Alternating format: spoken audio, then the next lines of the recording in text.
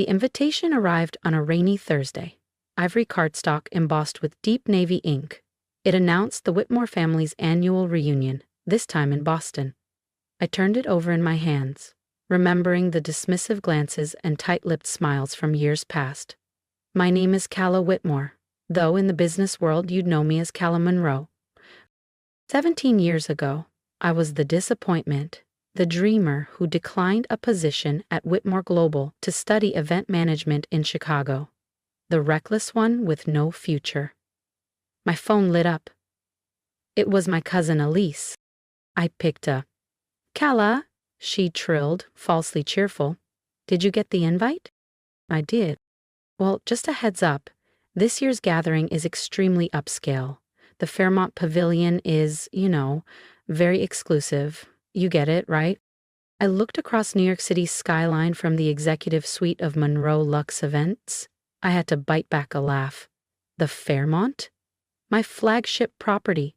But the Whitmores didn't have a clue. "Are you suggesting I won't belong, Elise?" "Oh, don't be dramatic," she chirped. "It's just high-profile guests. Senators, tech moguls, maybe a royal. Image is everything."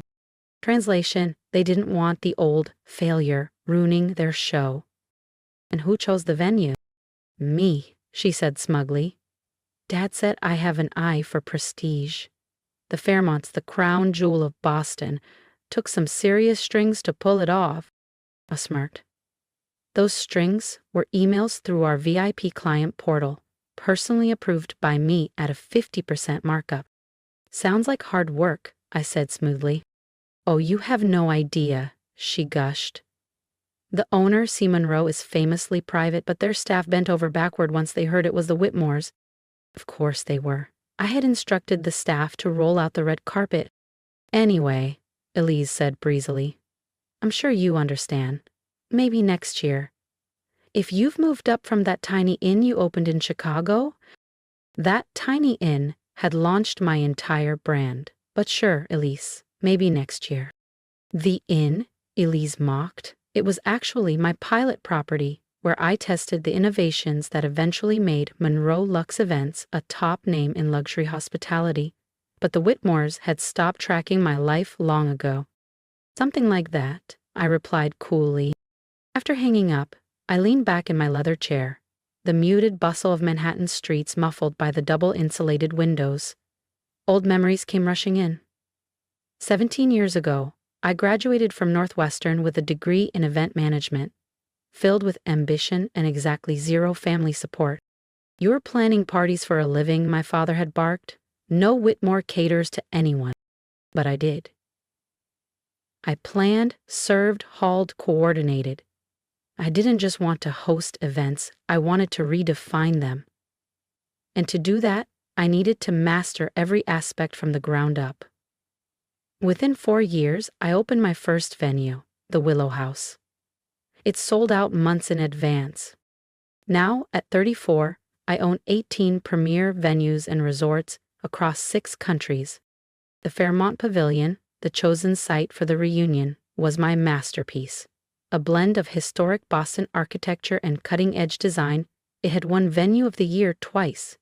And yet, somehow, my family thought it was too prestigious for me. My phone buzzed again. It was Noah, my assistant. "Contract for Whitmore reunion ready. Need your final approval. Want me to bring it up?" I typed back, smiling. "No need. I have something special planned." I opened my laptop, pulling up the event schematics.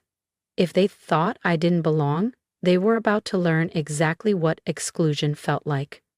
When the outsider controls the entire night.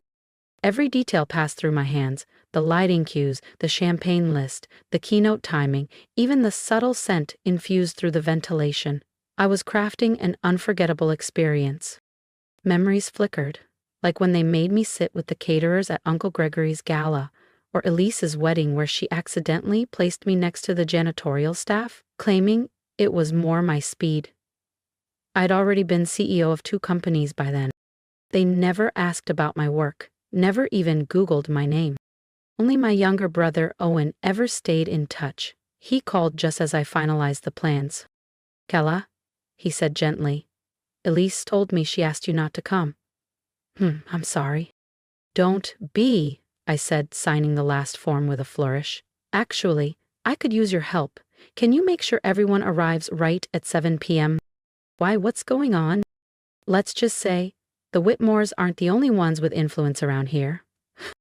The 2 weeks leading up to the reunion flew by.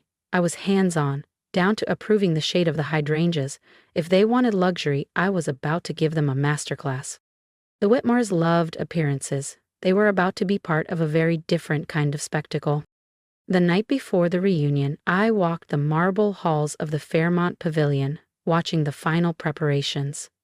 The chandeliers glistened, the crown moldings shone, and the floors gleamed like water. Every detail was perfect. Noah approached with the event tablet. All systems ready. New signage reveal is locked for 7:15 p.m. Are you sure you want to do this? I didn't flinch.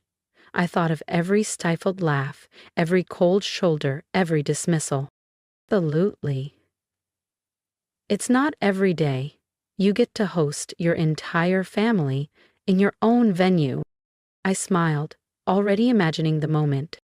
At exactly 6:45 p.m. the next evening, I stood alone in the private viewing room on the top floor, sipping champagne as I watched the security feed. They arrived in glittering waves, luxury handbags swinging, designer suits gleaming, lips air-kissing, everyone desperate to impress. They had no idea who they were about to be impressed by, and they certainly weren't ready for what was coming next. Elise waltzed in wearing crimson Dior, barking orders like she was staff. She posed dramatically by the grand staircase, angling for the best photos. My father's jet black Rolls-Royce rolled up next, followed by an endless parade of luxury cars carrying aunts, uncles, and cousins I hadn't seen since they crowned me, the family's disgrace. Everything's ready, Noah said, glancing at his tablet. Staff's on cue. Want me to keep security close? I shook my head. No need. The Whitmores wouldn't dare disrupt their own illusion of class. I straightened my charcoal gray suit, custom Tom Ford. Not that anyone in that ballroom would have believed the failure of the family now had a wardrobe that could outshine their entire closet. Let them get comfortable, I said. The real show's about to start. Inside the grand pavilion, the reunion buzzed with champagne and hollow laughter. Elise floated around the fountain, gushing about her exclusive connections that had landed them the venue. My father gripped the hands of old business partners, probably inflating his investment portfolio. My cousins snapped selfies by the pavilion's branded backdrop like the prestige could rub off on them. At 7:10 p.m. sharp, the pavilion's general manager approached Elise. Mrs. Whitmore, I'm terribly sorry. There's a small matter regarding tonight's event. Elise's carefully rehearsed smile cracked. What are you talking about? I arranged everything through your corporate office. Yes, ma'am, the manager said politely. It's just, the owner requested a few special touches for tonight. Elise let out a patronizing laugh. The owner, please. See, Monroe is too important to meddle in minor details. A hush spread like wildfire across the ballroom as I emerged from the back. Actually, I said evenly, C. Monroe is very hands-on with her properties. If you feel that sweet tingle of payback right now, don't forget to subscribe, because what happened next, it silenced a room full of Whitmores. Every head turned. The once ignored cousin now stood front and center in the most elite venue in Boston, dressed in a tailored suit worth more than Elise's entire jewelry set. Carla? My father's voice broke the silence. What are you doing here? Elise hissed, desperate to regain control. She told me I wasn't welcome, I said coolly, taking a few steps forward. Didn't want me embarrassing the family, right? Elise's cheeks burned crimson. This is a private event. You need to leave.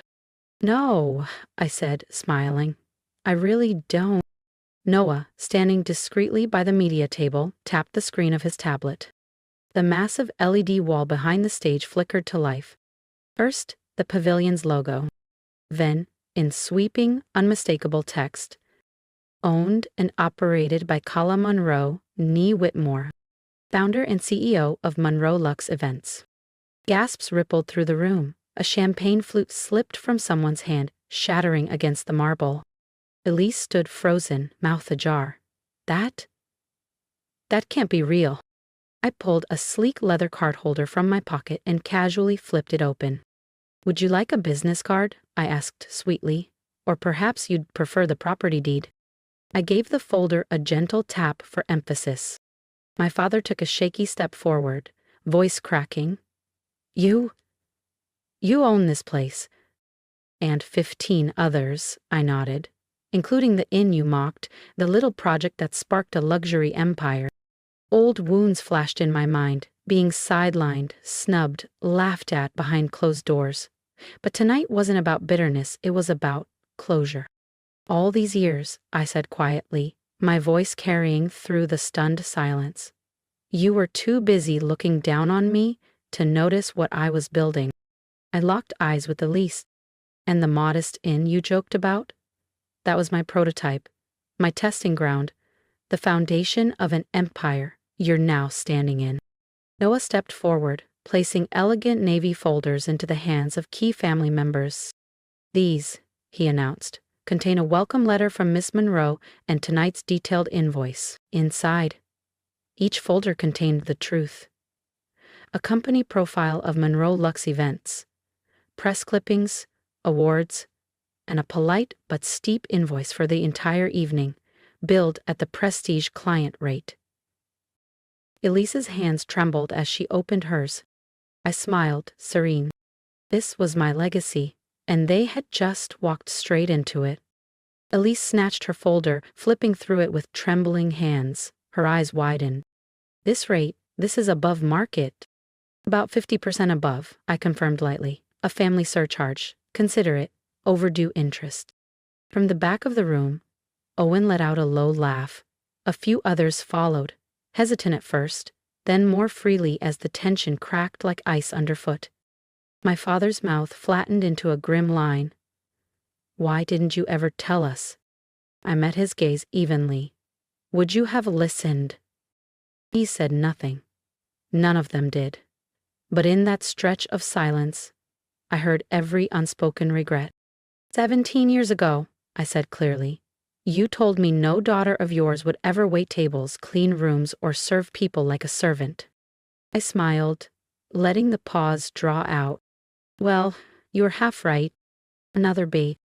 I don't serve tables, I own them. Across the ballroom, every digital panel lit up at once, sweeping images from Monroe Lux's properties around the world. The shimmering coastline villas in the Maldives, the sleek glass towers in Singapore, the candlelit banquet halls of Paris, our newest 5-star oasis opening in Tokyo, its rooftop gardens glowing against the cityscape. For tonight's event, I added smoothly, your reservations haven't been canceled. You're welcome to stay. In fact, I've arranged personal tours of the pavilion. I think it's time you all saw what a career in customer service actually looks like. Elise took a shaky step toward me, her glossed facade slipping. Gala, we didn't mean. I lifted a hand, cutting her off gently but firmly. Yes, you did. Every cold shoulder, every backhanded comment, every time you made sure I knew I wasn't one of you. I turned, addressing the entire room now, my voice steady and strong. But while you were busy guarding appearances, I was busy building a future. Welcome to the pavilion. There was a low murmur. Some faces looked guilty, some embarrassed. A few, a very few, almost proud. My staff will escort you to your upgraded suites, I continued, smiling. Although, Elise, I said with a slight tilt of my head, due to some unexpected VIP arrivals, your room had to be reassigned to one of our cozy standard queen rooms. The same room Tia she once sneered at when mocking my work in hotels. Her cheeks burned crimson. Slowly, the family filtered out, following uniformed concierges toward the elevators. Some whispered, some avoided eye contact altogether. Only my father lingered. I was wrong, he said, his voice gruff and low. About you. About everything. I studied him. the once imposing figure now seeming strangely small under the grand chandeliers. "Yes," I said softly. "You were." He hesitated. "Is there any way to fix it?" I let the moment stretch before answering. "Well," I said lightly, "the best thing about owning 18 venues is I have plenty of presidential suites. Take your pick, stay a while, think about it." And a faint, rueful smile tugged at his mouth. "You always were tougher than the rest of us." "No," I replied. "I just worked harder. I started at the bottom when none of you would even look down." Later that night, after the last tour ended and the last glass was cleared away, I stood in the penthouse suite overlooking Boston Harbor. Noah entered quietly, a folder in hand. "Final numbers for tonight," he said, "and your family seems a little less smug." I laughed, feeling a lightness in my chest I hadn't known I was carrying. "Amazing what a little humility and a downgrade to a city view room can do," I said, flipping open the file. He hesitated. "Are you going to tell them?" "About Tokyo," I smiled. "Or Paris, or the private equity deal closing next month." I looked at the stack of contracts waiting on my desk, each one bigger than the last. "Not yet," I said, a slow smile spreading across my face. "Let's save a few surprises." If you loved seeing Kala reclaim her power, don't forget to subscribe, because what's coming next will make this reunion look like a dress rehearsal. I leaned against the glass wall, gazing out over the glittering city lights. Success, I realized, was never about vengeance. It was about building a life so solid, so beautiful, that no one's approval could ever make or break it. The best kind of victory was simply living it. It was never about proving them wrong. It was about proving myself right. And sometimes, the sweetest kind of revenge isn't cold at all. It's warm, elegant, served with a rooftop breakfast and a view that leaves you speechless. My phone buzzed. "Elise, can we talk tomorrow, please?" I smiled, typing back a single line. "Lars, your breakfast reservation is at 9 a.m. I own that restaurant too." There was power in simplicity. Not just in the wealth, the buildings, or the accolades, but in finally being seen for who I truly was. Not the help, not the black sheep, not the Whitmore embarrassment, but Calla Monroe, the woman who built a legacy, the woman who wasn't invited to the reunion because she was already hosting it. As I looked out at the sparkling lights of Boston and the pavilion's glowing signage below, a deep, quiet peace filled my chest. Tomorrow would turn another page in the Whitmore story, but this time, it wouldn't be about privilege or appearances. It would be about grit, about growth, about building something real. Because in the end, the best venues don't just offer a ballroom or a room key. They create something unforgettable. And tonight, I made sure my family would remember. If you've stayed with me through this story, thank you. I'd love to hear your thoughts. Drop a comment below. What would you have done in my place? Stayed silent? Spoken up sooner? Or taken a different path entirely? I read every message. Your voice matters. And if even a spark of my journey inspired you, hit that subscribe button. There's so much more to come. More revelations, more lessons, more wins earned the hard way. Because this wasn't just about a family reunion. It was about reclaiming the place that was always mine. Here's the truth I've learned. Sometimes the world won't notice you until you build something so powerful they can't ignore it. And that's okay. Let them doubt, let them laugh, let them exclude you. Use it, every slight, every silence, as fuel. You don't need revenge. You need results. And when your day comes, when they step into a room you built, smile. Not because you beat them, but because you never needed their approval to shine. Keep building, keep dreaming, and when you rise, I'll be here, cheering you on from the top.